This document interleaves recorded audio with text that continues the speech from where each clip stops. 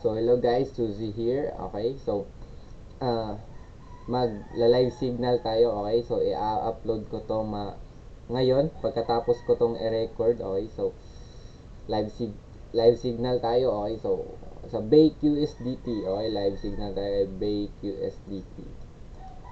Actually guys, naboboring ako sa Forex, ang bagal ng galaw. So, yup. So, resistance dito. Okay. May resistance dyan. And then, support level dito.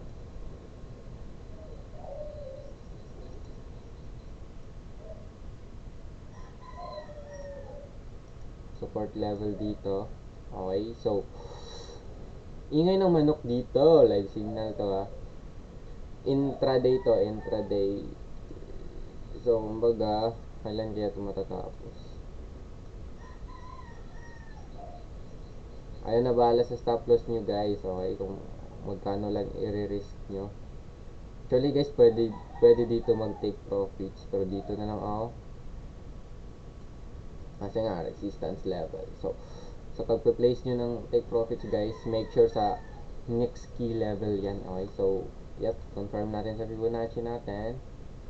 Yep, nasa golden zone. Kahit dito tayo sa taas. Okay, sinadya ko yung pangit mag-retracement dito. Tangina.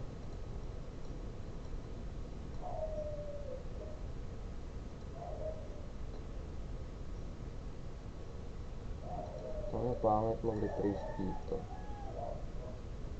Buti pa sa Forex po. Okay lang. So, nasa golden zone na natin, di ba? So, yep.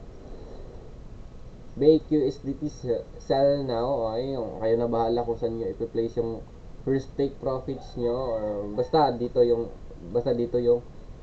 take profits natin sa pinakababa. Okay, so, yun lang. Babush!